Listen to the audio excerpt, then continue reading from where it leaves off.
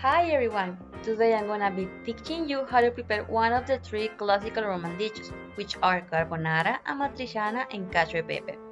All of them are based on two ingredients, which are the black pepper and the cheese. And for the carbonara, we are using just four ingredients. Starting with the black pepper, I'm gonna be using this with the whole grain and I grind it for a richer flavor. Then we got the Parmesan cheese. You could also use pecorino romano for a more traditional one, but I'm gonna be using this. Then we got the bacon. In the traditional recipe, you are using pancetta or guanciale, but they are more difficult to find. And lastly, we will need eggs. So we're using a whole egg and the yolk of an egg. Also, we will need salt to season the water, salty as the sea, and a pinch of salt for the dish if needed. Now the ingredients are ready.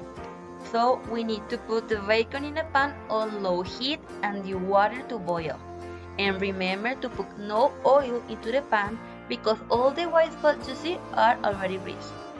Meanwhile the bacon is being cooked and the water is boiling, we can continue to mix our other ingredients, starting with cracking our eggs and separating the yolk of an egg and reserving the white.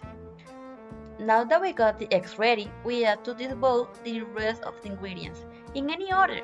And be sure to mix this mixture really well in order to obtain an even texture when preparing the sauce. Then it's time to check into the bacon and see if the water is boiling. If it is already boiling, we can add the salt into it. And remember, salty as the sea. And then we pour the pasta into the pot. And a trick to avoid them to stick together is to twist them and pouring them into the water. This way they will spread evenly. Now the bacon is done, so we set them apart from the heat. And now we check into the state of the pasta. I like it al dente actually, which means to the tooth, a synonym of a pasta that you can still bite. And an easy way to see if it is already al dente is to check into the middle part. If you see a white spot, this means it is already al dente. The pasta is done, so we return the bacon to the heat, on really low heat, and we transfer the pasta to the pan with the bacon.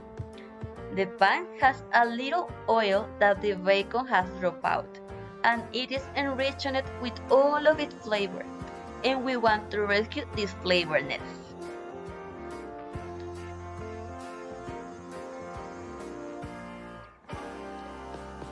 And then we add a whole spoon of pasta water because it has all the starch the pasta left behind. The starch helps to emulsify the water with the oil and the following ingredients. So we add the eggs mixture we prepared before and we stir it on low heat to prevent the eggs to scramble but to cook them enough to be safe for eating.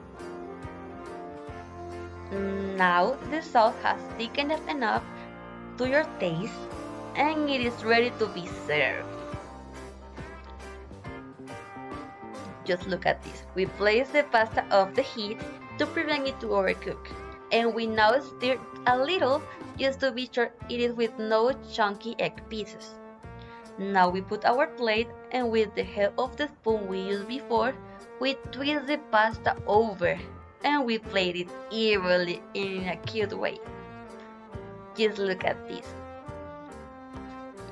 If you have any pasta left, you can just twist again and plate it again.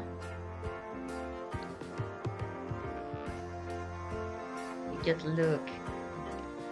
We got more pasta left, so we scrap all the pasta off the pan. And this is, and that's it. We have prepared our classical carbonara within 15 minutes. Just look at this. And here you can see more of it. Looks yummy, doesn't it? So I hope you like it and give it a try. Bye!